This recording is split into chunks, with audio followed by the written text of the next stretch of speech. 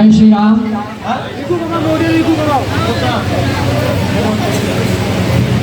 ओम सहसा शीरसा पुरुषः सहस्राक्षो सहस्रपाद स भूमिं विश्वता भीत्वा अत्वातिष्ठादशाकुला।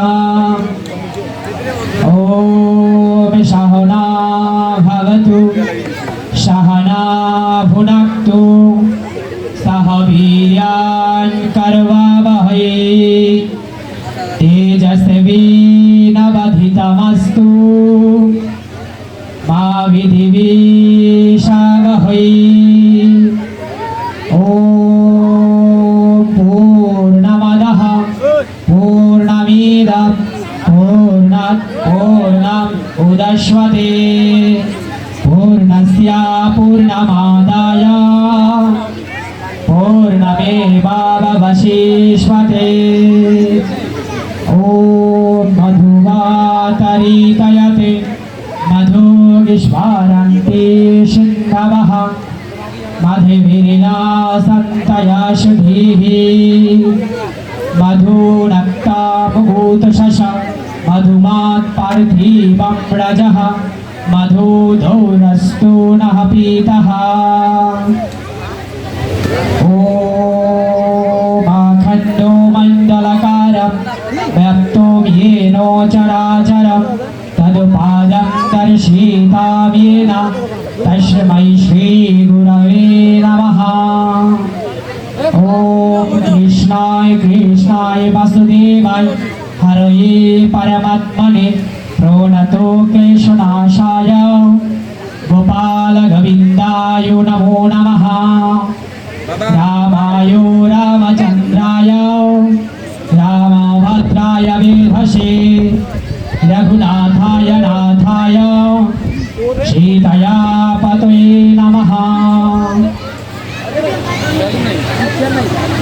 আজকের শতকণ্ঠে গীতা পাঠ প্রতিযোগিতা, ভোজন প্রতিযোগিতা ও নৃত্য প্রতিযোগিতা সম্মানিত সভাপতি, বিশেষ অতিথিবৃন্দ, প্রধান আলোচক, বিশেষ আলোচকবৃন্দ এবং আমার সামনে উপবিষ্ট দূর দূরান্ত থেকে আগত বিভিন্ন গীতা স্কুলের শিক্ষার্থীবৃন্দ, সবার অন্তরের অন্তরস্থ থেকে পরমাত্মরূপী ভগবান শ্রীকৃষ্ণের রাঙা তুল চরণে আমার শতকোটি প্রণাম।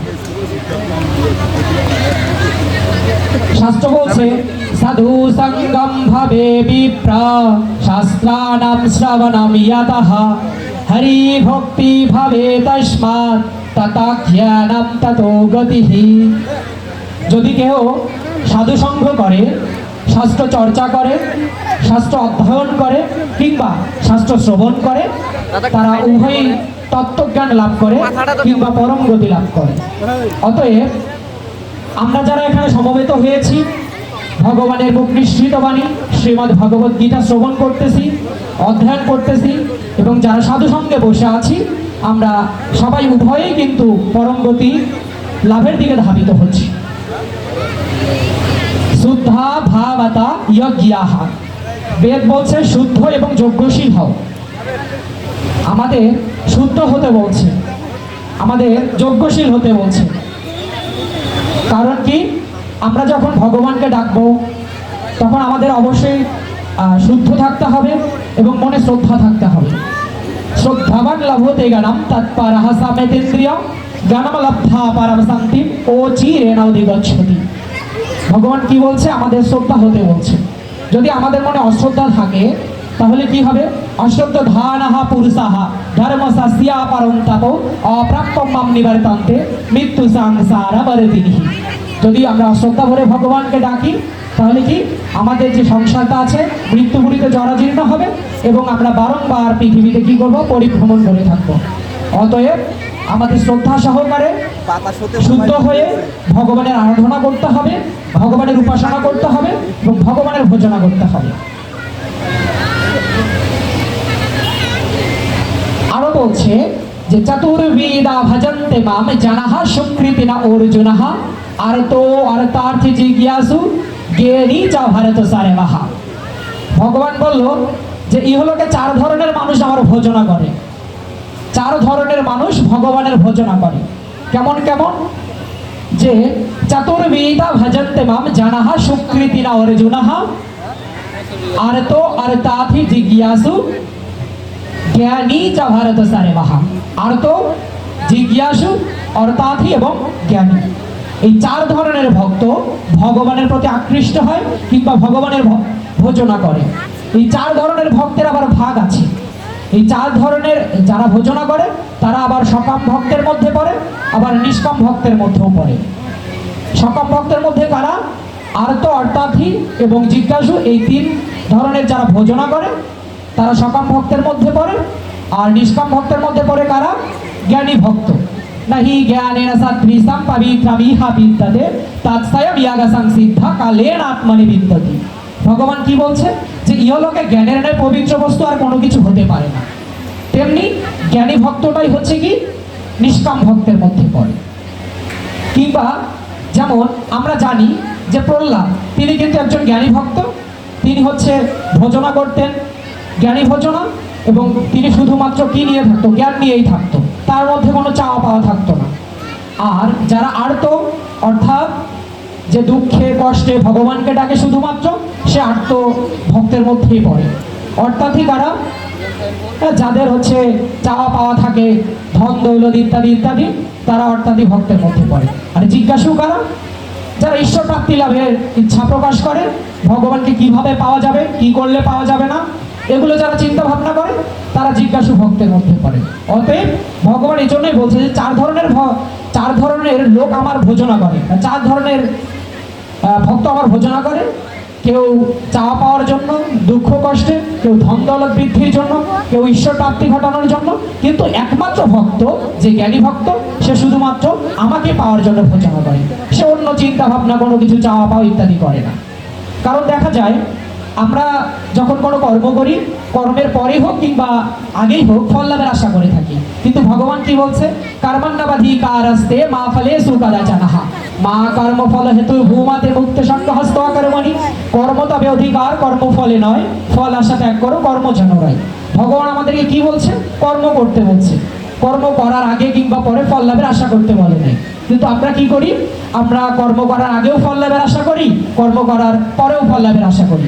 ধরেন আপনি একাদশীর উপবাস দিচ্ছেন, জন্মাষ্টমীর উপবাস দিচ্ছেন, শিব চতুর্দশীর উপবাস দিচ্ছেন, আপনি ব্রত কথার ফল পড়তেছেন, এটা করলে কি হবে, ওটা করলে কি হবে, ওটা করলে কি হবে, এগুলো কাজ করা যাবে না। কারণ এই যে বলাই আছে যে 4 ধরনের ভক্ত, তো আমাদের এমন ভক্ত হতে হবে, জ্ঞানী ভক্ত হতে হবে। সবসময় ভগবানের প্রতি শ্রদ্ধা থাকবে, হ্যাঁ, শুদ্ধ হয়ে ভগবানকে আরাধনা করব, ভগবানের উপাসনা করব, ভগবানের ভোজনা করব। যেমনটা শ্রীমদ্ ভগবত গীতায় ভগবান বলেছে যে ইয়ে ইয়াথামাম প্রপদান্তে তাম তথা স্থৈরে ভাজামিয়াহ মামবর্তান অনুবর্তন্তে মনুষ্যা পার্থে শায়নাস্য। ইহলোকে যে যেভাবে আমার ভোজনা করবে, যে যেভাবে আমার উপাসনা করবে, যে যেভাবেই আমার আরাধনা করবে, আমি তাহাদের তেমনভাবেই তুষ্ট করব। অতএব আপনাকে অবশ্যই শ্রদ্ধা ভক্তি সহকারে, হ্যাঁ, ভগবানের প্রিয় ভক্ত হতে হলে আমাদের অবশ্যই মনে শ্রদ্ধা থাকতে হবে, ভক্তি থাকতে হবে। হ্যাঁ, কারণ তিনি ভগবান, তিনি আমাদের সৃষ্টিকর্তা, তিনি আমাদের সৃষ্টি করেছে, তাকে অনেক কিছু দেওয়ার আছে আমাদের। অতএব এমন আমাদের ভাব থাকবে, এমন সুবুদ্ধি জাগ্রত হবে, যাতে করে আমরা ভগবানকে নিজের মধ্যে, নিজের দেহে উপলব্ধি করতে পারি। ভগবান কি বলছে? ইয়াতাস্বাহি ধ্রুবা মৃত্যু ধ্রুবম জনমমৃতস্বাচা তস্মাদ পরি আর্যার্থে ন ত্বম শোচিতুম ইহা আহর্ষি। যে পৃথিবীতে যে জন্মগ্রহণ করবে তার মৃত্যু অনিবার্য, যে মৃত্যুবরণ করবে তার জন্মও অনিবার্য। অতএব এই অবশ্যম্ভাবী সংসারে তোমাদের শোক করা উচিত নয়। তাহলে আমরা জন্মগ্রহণও করব, আবার মৃত্যু বরণও করব, আবার মৃত্যুবরণ করব, আবার জন্মগ্রহণ করব, বারংবার এই চরাচর জগতে কি করব? পরিভ্রমণ করব। তারপর ভগবান কি বলছেন? যে বাসাংসি জীর্ণানি ইয়াথা বিহায় নবানি গৃহ্ণাতি নরহ অপরাণি তথা শরীরানি জীর্ণানি অন্যানি সংয়াতি নবানি দেহি। মানুষ যেমন জীর্ণ বস্ত্র পরিত্যাগ করে নতুন বস্ত্র গ্রহণ করে, আমাদের পরমাত্মা কি করে? পুরাতন দেহগুলোকে পরিত্যাগ করে নতুন নতুন দেহ গ্রহণ করে। তার মানে কি? ভগবান এই শ্লোক দ্বারা এটাই বুঝাইছে যে হচ্ছে আমাদের পরমাত্মার কখনো মৃত্যু হয় না। পরমাত্মা হচ্ছে কি? সর্বদা শান্তশিষ্ট এবং সর্বদা কি অমরত্ব যেটাকে বলে। পরমাত্মা সর্বদা অমরত্বের সমতুল্য কিংবা অমরত্বই, যার কখনো মৃত্যু হয় না, কিন্তু দেহের মৃত্যু ঘটে। যাতাস্বাহি বাসামসি জীর্ণানি যথা বিহায় নবানি গৃহ্ণাতি নারহা অপরাণী তথা শরীরানি জীর্ণানি অন্যানি সংয়াতি নবানি দেহি। অর্থাৎ মানুষ যেমন পুরাতন বস্ত্রগুলোকে পরিত্যাগ করে নতুন নতুন বস্ত্র গ্রহণ করে, পরমাত্মাগুলো কি করে? পুরাতন দেহগুলোকে পরিত্যাগ করে নতুন নতুন দেহ গ্রহণ করে। নৈনম সিদ্ধান্তি শস্ত্রাণি নৈনম দহতি পাবকঃ না চাইনম ক্লেদয়ন্তাপনা শোষয়তি মারুতঃ। আমাদের পরমাত্মাকে কোনো জল স্পর্শ করতে পারে না, কোনো অস্ত্র ছেদন করতে পারে না, কিংবা অগ্নি তাকে দহনও করতে পারে না। পরমাত্মার এত তেজ, হ্যাঁ, পরমাত্মাকে কোনো অগ্নি স্পর্শ করতে পারে না, কোনো অস্ত্র ছেদন করতে পারে না, কিংবা কোনো জলও তাকে স্পর্শ করতে পারে না। তাহলে কি ভগবান কি বলছে? যে আমরা পৃথিবীতে আসবো, আবার পৃথিবী থেকে যাব, আবার পৃথিবীতে আসবো, আবার পৃথিবী থেকে যাব, অর্থাৎ বারংবার এই জরাজর সংসারে পরিভ্রমণ করব। কিসের ভিত্তিতে? অবশ্যই কর্মের ভিত্তিতে। অতএব আমাদের কর্মটাকে ভালো করতে হবে, আমাদের অবশ্যই কর্মটাকে ভালো করতে হবে এবং নিষ্কাম কর্ম করতে হবে, যে কর্মে কখনো কোনো চাওয়া পাওয়া, হ্যাঁ, চিন্তা চেতনা ইত্যাদির লোভ লালসা থাকবে না।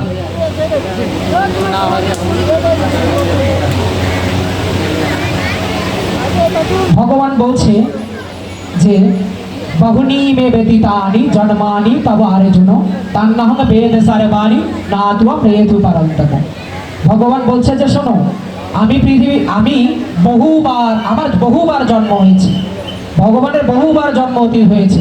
অর্জুনকে বলছে যে অর্জুন শোনো, আমার বহুবার জন্ম হয়েছে, আমি সে সব কথা জানি, তুমি কিচ্ছু জানো না। অতএব ভগবান হচ্ছে কি? অবিনাশী বীজস্বরূপ। ভগবান হচ্ছে অবিনাশী বীজস্বরূপ। তার তেজ, ঠিক আছে, তার যে ভালোবাসা ভক্তের প্রতি, এটা ভক্তদের বুঝতে হবে। ভক্তের মধ্যে কখনো অহংকার, লোভ, লালসা, চাওয়া পাওয়া ইত্যাদি থাকা যাবে না। কারণ ভগবান এমন ভক্তকে পছন্দ করে যে ভক্তের মধ্যে কখনো চাওয়া পাওয়া ইত্যাদি থাকে না, এবং যে ভক্তটা শুধুমাত্র ভগবানেরই আরাধনা করে। হ্যাঁ, কারণ ভগবান বলছে যে অতি দুরাচার ব্যক্তিও যদি আমার শরণাপন্ন হয়, যদি কখনো মহাপাপী কিংবা অতি দুরাচার ব্যক্তি ভগবানের শরণাপন্ন হয়, ভগবান কিন্তু কি করে? ওই অতি দুরাচার ব্যক্তিকেও ক্ষমা করে দেয়। অতএব আমাদের ভগবানের প্রতি ভক্তি থাকতে হবে, শ্রদ্ধা থাকতে হবে, শ্রদ্ধাশীল হতে হবে। তো আসলে আমি তো আলোচক না, আমি হচ্ছে গীতা ক্লাস করাই। এই আমাদের যে গুরুকুল গীতা নিকেতন আছে, এই গীতা নিকেতনের আমি গুরুজি, আমি গীতা ক্লাস করাই। তো আমাদের আরো 3 জন আলোচক আছে, বিশেষ আলোচক সুজন চক্রবর্তী দাদা।